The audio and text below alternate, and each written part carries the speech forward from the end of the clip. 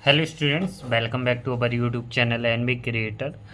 तो चलिए इस वीडियो में हम बात करेंगे, जैसा कि आप लोग वैसे ही एमएससी के काफ़ी स्टूडेंट होंगे और थंबनेल देखकर आप पहचान ही गए होंगे कि ये वीडियो जो भी एमएससी में मैथमेटिक्स के स्टूडेंट हैं जिन्होंने एडमिशन लिया है, जो रनिंग में कंटिन्यू पढ़ाई कर रहे हैं, उनके लिए वीडियो है और काफ़ी हेल्पफुल रहेगी वीडियो। इस वीडियो को एंड तक ज़रूर देखना, आप लोगों के लिए कुछ ना कुछ सीखने को ज़रूर मिलेगा इसमें, ठीक है ना। तो वीडियो शुरुआत करने से पहले प्लीज़ वीडियो को लाइक कर देना और चैनल पर अभी तक नए हो तो प्लीज़ चैनल को सब्सक्राइब जरूर कर देना। देखिए क्या है, अगर आप एमएससी मैथमेटिक्स के स्टूडेंट हैं तो बहुत से लोग घबराते हैं, ठीक है ना। सबसे पहले उनका रहता है कि हम कई स्टूडेंट को तो ये तक नहीं पता रहता है कि हमारे पेपर क्या हैं, कैसे हैं। और ये वाले स्टूडेंट जो एग्ज़ाम टाइम आता है, एग्ज़ाम टाइम में ही वो पढ़ाई करते हैं, ठीक है ना। जी बिल्कुल, एग्ज़ाम जैसे ही टाइम टेबल उनका रिलीज़ होता है तभी उनकी पढ़ाई स्टार्ट हो जाती है। और तो ऐसे बहुत ही कम फीस में होता है कि आप उस चीज़ को कवर कर पाओ। तो आप देखिए, जैसे मान के चलो हम एक सेमेस्टर वाइज लेते हैं, वैसे सेमेस्टर वाइज होता है। अब कई यूनिवर्सिटीज़ का ईयरली वाइज सिस्टम कराती हैं, तो इसका हम सेमेस्टर वाइज आपको समझाते हैं किस तरीके से आपको कैसे इसकी तैयारी करनी है और कैसे आपको कितना आपको टाइम मिलता है और किस तरीके से आपको इसकी पढ़ाई करनी है। जैसे आप सेमेस्टर वाइज में हम लेते हैं फर्स्ट सेमेस्टर, ठीक है ना। अगर आप फर्स्ट सेमेस्टर की स्टूडेंट हैं और जैसे ही आपने बीएससी से पास आउट होकर एमएससी में एडमिशन लिया है, तो सबसे पहले एडमिशन लेने के बाद आपको ये चीज़ पता हो जाती है कि आपके 5 पेपर फर्स्ट सेमेस्टर में देखने को मिलते हैं, ठीक है ना। जो कि आपका पहला पेपर होता है वो चारों पेपर आपके कंपलसरी होते हैं और लास्ट आपका पेपर होता है ना, वो आपका ऑप्शनल रहता है, ठीक है ना। तो पहला पेपर आपका होता है एडवांस एब्स्ट्रैक्ट अलजेब्रा, ठीक है ना। और जो आपका दूसरा पेपर रहता है, दूसरा पेपर आपका रियल एनालिसिस का, तीसरा आपका पेपर रहता है टोपोलॉजी का, और चौथा पेपर आपका रहता है कॉम्प्लेक्स एनालिसिस का, और पांचवा आपका जो ऑप्शनल होता है वो होता है, ठीक है, एडवांस डिस्क्रीट मैथमेटिक्स और या इसके ऑप्शनल होता है डिफरेंशिएशन इक्वेशन, ठीक है ना। तो ये ऑप्शनल पेपर होते हैं पांचवा पेपर, बाकी चार आपके कंपलसरी पेपर होते हैं, ठीक है ना। तो देखिए, सबसे पहले आपको हर यूनिवर्सिटी, जिस भी यूनिवर्सिटी से आप स्टूडेंट हों, तो आपको एक सिलेबस प्रोवाइड किया जाता है। वैसे वैसे पूरा सिलेबस सबका एक सा रहता है, मिलता जुलता रहता है, सेम, ठीक है ना। कोई चेंजेस नहीं आता है, तो इसका आप डाउट में मत रहें। अब आपका आता है कि सिलेबस के हिसाब से आपको पढ़ाई करनी होती है, ठीक है ना।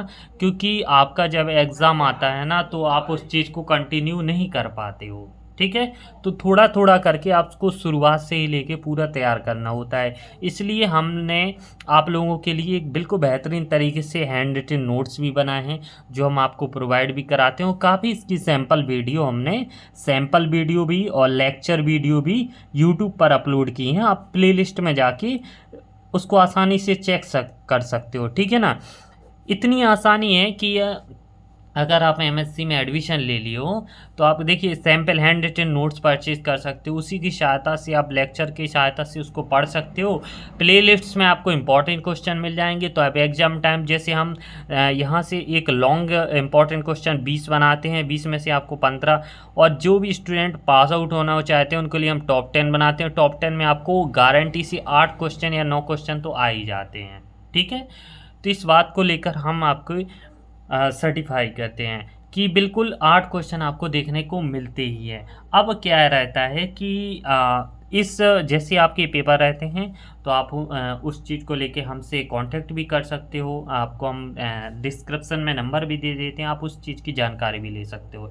इसी तरीके से रूल सेकंड सेमेस्टर में भी हमको देखने को मिलते हैं। थर्ड पेपर सेमेस्टर में आपको पेपर अलग हो जाते हैं, फोर्थ में अलग हो जाते हैं। अब एक और बात हम बता देते हैं, जो ईयरली के स्टूडेंट रहते हैं, जो फर्स्ट, देखिए उन लोगों के लिए कुछ चेंजेस नहीं होता है। जो ईयरली रहते हैं फर्स्ट और सेकंड सेम मिला के आपका ईयरली हो जाता है, ठीक है ना। तो आपके जो वार्षिक हो जाते हैं तो वो वाले बच्चे सोचते हैं कि ईयरली वाले हम लोगों के लिए अलग है।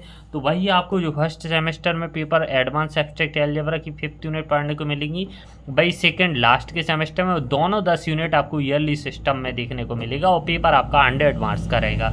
प्राइवेट और रेगुलर स्टूडेंट दोनों के लिए सेम रहते हैं, बस मार्किंग की डिवाइडेशन अलग अलग हो जाती है, ठीक है ना। तो इस तरीके से होता है। और बाकी सारे जितने भी सेमेस्टर फर्स्ट सेमेस्टर के सारे इनके हमने लेक्चर आपको प्लेलिस्ट में मिल ही जाएंगे। जो भी हम कोशिश कर रहे हैं कि जितने भी आपके लेक्चर छूटे हैं उनको हम कवर कराएं और जल्दी आपके लिए वीडियो लाते रहें। तो जिन भी बच्चों को हैंड रिटन नोट्स परचेज करने हो तो आप हमें व्हाट्सएप पर मैसेज कर सकते हो। व्हाट्सएप नंबर हमारा है 7987084690। केवल आप व्हाट्सएप पर मैसेज करें, हम आपको फ्री होते ही आपका रिप्लाई कर देते हैं, ठीक है ना। आपको सारी प्रोसेस बता देते हैं, आपको किस तरीके से हैंड रिटन नोट्स आपको मिल जाते हैं, क्योंकि उसके आप पढ़ने के अलावा आपको ना तो बुक खरीदने की ज़रूरत पड़ती है ना कुछ, ठीक है ना। उसमें कितने बेहतरीन तरीके से इंपॉर्टेंट हाईलाइट करके बिल्कुल तरीके से बताओ। जिसको नहीं पता हो तो वो आप हमारे कैटलॉग भी देख सकते हो और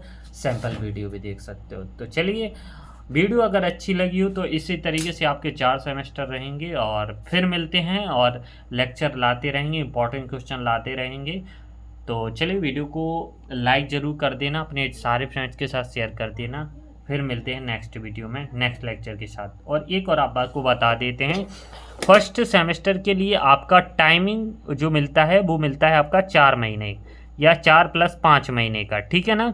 और आपका जो सेकंड सेमेस्टर रहता है उसके लिए आपको 3 + 1 4 ही मंथ मिलता है, ठीक है ना, या 3 ही मंथ मिलता है कभी कभी। जैसे अभी ये मंथ चल रहा है आपका मार्च, ठीक है, अप्रैल, ठीक है, अप्रैल, मई और जून। और आपका जून के एंड वीक या जुलाई के फर्स्ट वीक में आपके पेपर स्टार्ट हो जाएंगे सेकंड सेमेस्टर के। तो जो भी स्टूडेंट हैं अपनी तैयारी करते रहें और पुराने पेपर के क्वेश्चन सॉल्व करते रहें और थ्योरम को ज़्यादा से ज़्यादा लिखकर कोशिश करें, क्योंकि देखिए मैं यहाँ भूल जाइए, आपको मैथमेटिकली बहुत ही कम देखने को मिलेगा, कॉम्प्लेक्स एनालिसिस में ज़्यादातर थोड़ा है, बाकी टोपोलॉजी पूरा थ्योरेटिकल है और बाकी आगे भी आपको थ्योरेटिकल देखने को मिलते हैं। तो चलिए, आप इसी टाइम आपको वीडियो को कमेंट करते हैं और आशा है कि आपको थोड़ा बहुत समझ में आया होगा। धन्यवाद।